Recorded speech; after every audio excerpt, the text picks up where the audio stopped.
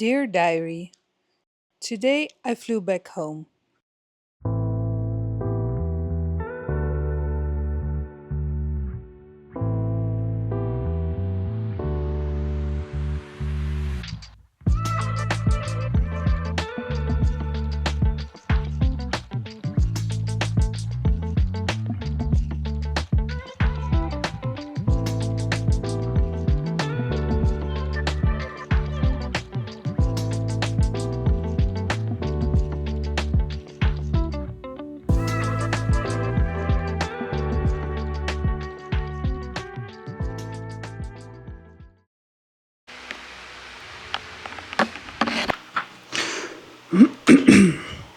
Dear Diary, in this episode, I would like to talk more about how do I make money as a professional athlete.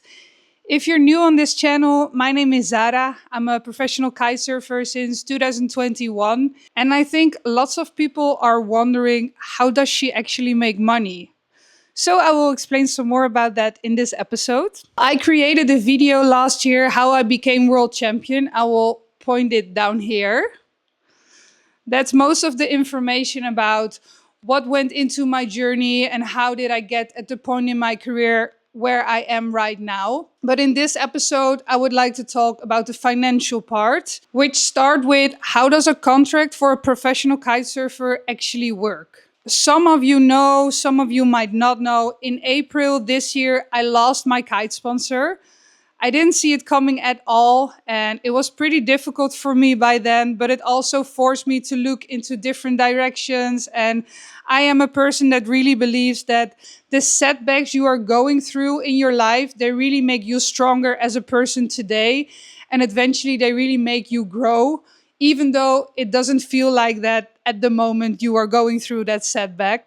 But for me, this was a pretty big setback. It happened in the middle of the season. I lost all my financial stability. I didn't know what kites I was going to compete with in the middle of the season, but also beautiful things came on my path because of that. And I'm also a person that really believes that everything happens for a reason. So maybe this had to happen to open new doors for me. But to get back to the point, every rider has a different contract. So I'm just going to explain from my own perspective. When I became a professional kite surfer in 2021, it just started with 2 kites, 1 board and 1 bar. I really had to prove myself. I started to progress. I started to win competitions. I became a bigger name in the sport. My Instagram started to grow. So I became more valuable for the brand. And because of that, my contract also started to grow with me. Let's take my contract in the beginning of 2026 as an example. I had a monthly salary. Then I had a travel budget that included flight, accommodation, and car rental. This travel budget can be used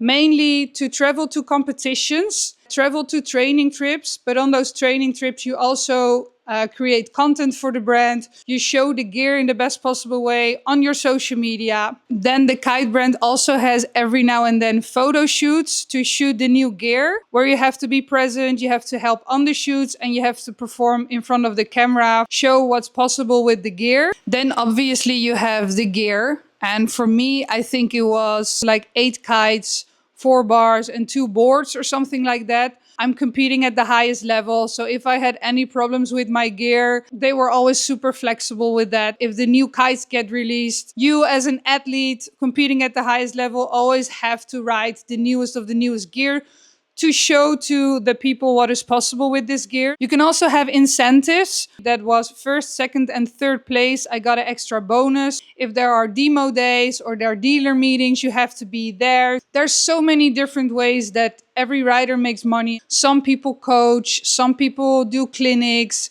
some people even work on the side. Some rely just on competitions. There's just not one way of making money. Over the years, my contract changed. It wasn't just because I got better at kite surfing, but I think it was also because I became more valuable for the brand. Results can definitely open new doors, but they don't always keep them open. I think I am the perfect example of showing that performance only isn't enough anymore to stick with my sponsor. What does actually create value? First of all, social media. I put a lot of time and effort in my social media. I try to connect a lot with my community. I always try to answer all of my DMs. But how did I build my social media? My journey went like this. I got a lot of followers from just posting kitesurfing videos with my dog. It was something that I separated myself from others, something people didn't really see before, and got like millions of views. But I realized that that's not really the community I want to build. I wanted a real community, like people I can connect with. And I started to be more vulnerable, share my mistakes, and showing more of my real journey. And then I felt that's where people started to connect with me. I could make a difference. And I thought, like, I think I found my purpose, on my social media. Starting with kite surfing, changing my whole lifestyle, and eventually becoming world champion. It's the perfect example that if you really believe you can do something and you give everything you have, you can achieve those goals. And that's what I want to show to people, because I had so much self-doubt, but it's just my mind telling me. I'm the one who can control my thoughts. So if I control those negative thoughts, I can also change those negative thoughts in something positive. And that's everything I want to share with my community, to help them and to also make sure that they can achieve what they want to achieve in life.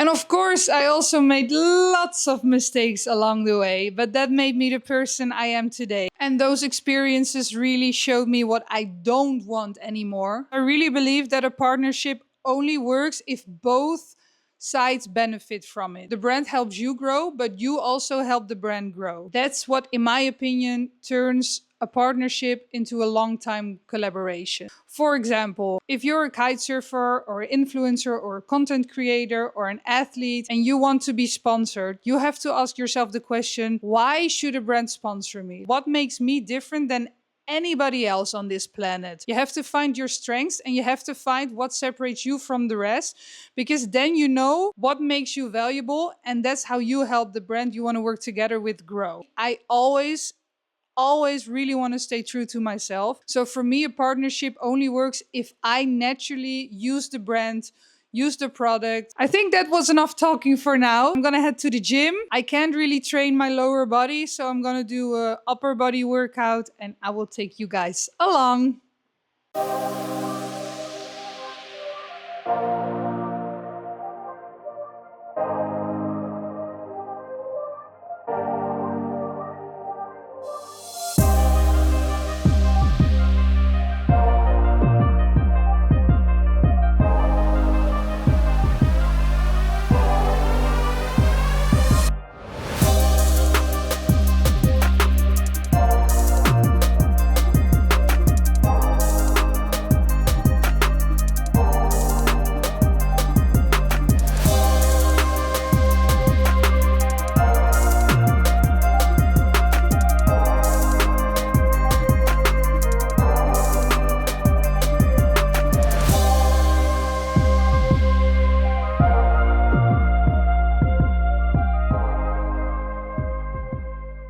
I guess the way I look at partnerships has changed a lot over the years. Every partnership I have is different, but they are all built on the same idea, which is creating value for each other. I create content, I share my journey, I represent the brands I work with, and hopefully inspire more people to discover kitesurfing. In return, my partners support my career both financially and with the products I use every single day. Every partnership looks different, but together they allow me to chase my dreams as a professional athlete. The longest partnership I have is with the Surfr app. I met the owner on the beach back in 2020 when nobody ever heard about the Surfr app. And it has been really cool to see the brand grow over the past years. And what I just really admire about this brand is that they never stop improving. They're always striving to be the best of the best. And that's exactly the mindset I have, and I think that's why I feel such a connection with this brand. So you have a watch on your wrist, and every time you jump you can see exactly how high you jump. If there's any problems, I always give them feedback. They are super open for it and they always want to improve. This device has helped me so much to improve also in my training. I love it that they are such a big part of my journey already for so long. And then there's Mystic. I actually started using their products before I was even on the team because I just wanted to ride the best of the best gear. I just started to prove myself. I kept creating content and I showed them what value I could add to the brand. Until end of 2025, they include me as a team rider, which I'm still super happy with today, and I really hope that one day I can design my own harness with them. I actually already have something in mind. That will be another dream from me. One of my newest partnerships is Capital.com. If you haven't seen my video, A New Chapter, I will point it somewhere here so you can see it. I'll explain exactly what this partnership means to me. They are a trading platform, but what really stands out for me is how invested they are in kitesurfing. They really want to contribute in growing the sport, supporting athletes, just connect so much with what I also want to do. They recently sponsored the World Championships in Greece and Mykonos. We both just share the same goal, is to reach more people and to show more people the beauty of the sport. And they believed in me when I needed it the most. Felt like completely like I wasn't worth anything anymore. They were there for me and they believed in me, supported me, and it just gave me this extra fire to keep on going. So this is a partnership that has a special place in my heart. Guys, we're continuing our walk. Elvou! This is one of my newest partnerships. I didn't announce anything on my socials yet because we are still brainstorming about a cool campaign together. They started in 2024 and since the very beginning I'm already using their products because I really care about what I put into my body. And what I love so much about them is that I never have to question anything about the ingredients because they are committed to create the best products they possibly can. They're striving to be a junk-free company. I think that really matches the way I look at my own career. I just want to surround myself with the best people, the best gear and the best products, and that's why I'm working together with the partners I'm working with today. Yeah, in case you are wondering why is she looking like she's gonna go to a party, I am, because it's actually my birthday today. First I have to do this MRI. The pain in my leg unfortunately still is there, so I just want to get it checked out and hopefully, fingers crossed, it's all good and I can be back on the water ASAP.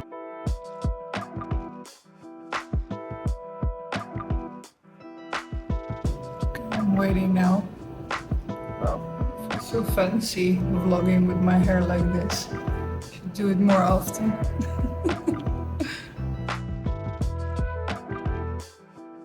Okay, MRI is done. Man, it makes so much noise. It's like it's like every sound of an alarm that you can imagine all together for 20 minutes. I'm gonna drive to Tarifa to be in time for my birthday dinner.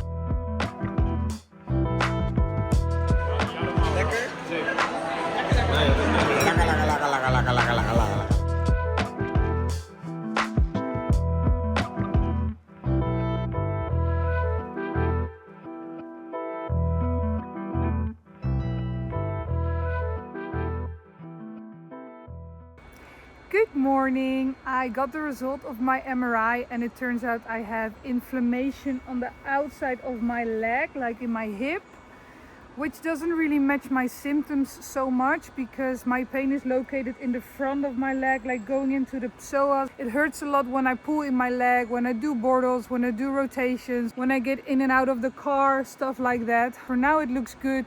There's no tear, there's no damage, there's no liquid, so it should take probably a couple of weeks to recover.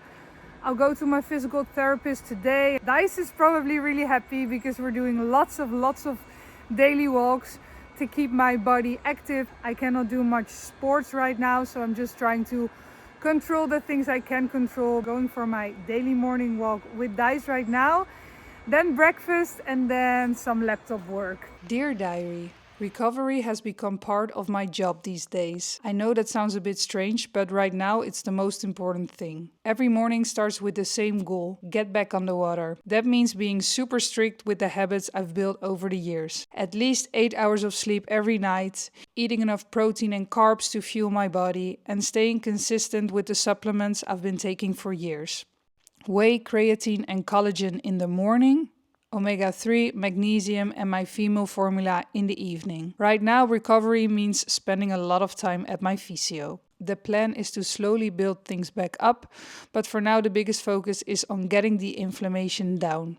A big part of my mornings is spent behind my laptop, catching up with emails and DMs, connecting with my community, doing my administration, and working on some new ideas and projects on the side. Normally after that I would head to the gym or to the beach, but now I have to build my days a little differently. A lot of my content comes from being on the water, so I have to create content without my training. Definitely more challenging. Anyway, one thing this injury has made me realize: I really need an office. I've been traveling so much and I always work wherever I find a spot. But we have this spare room in the house that was damaged by mold last winter and I didn't really have time to fix it. So hopefully after finishing this episode, I can finally turn it into my own little workspace. My diary is literally going everywhere, from explaining how I make money as an athlete to my injury, what I'm doing to recover. But to finish this episode, so how do I actually make money as an athlete? I think the biggest misconception is that the money comes from prize money or just one big sponsor. In the reality, it's a combination of so many different things, at least for me. I've been lucky enough to win amazing competitions over the years, but in kitesurfing, prize money alone is definitely not enough to build a career. My long-term partnerships is what really allows me to do what I love every single day. And altogether, these partnerships make it possible for me to still compete at the highest level while building my career. And the funny thing is, I actually get quite a lot of requests in my email, in my DMs from brands that want to work together with me. But I'm just really picky with the brands I work together with. I'd much rather be very selective with the brands I work together with and build partnerships that last for years, because I really believe that trust takes years to build and that it only takes one wrong decision to lose that. I also think that's why my community trusts me. They know that I always have good intentions, and they know that if I recommend something, it's because I use it myself. What I want you to take from this episode is that nobody is going to build your career for you. You have to build it yourself. Keep learning, keep creating, keep improving, and keep investing in yourself, because that's something that nobody can ever take away from you. And to be honest, I think the best investment I've ever made is in myself. Today's lesson is: the more valuable you become, the more opportunities you will create for yourself. Bye, diary. See you next time.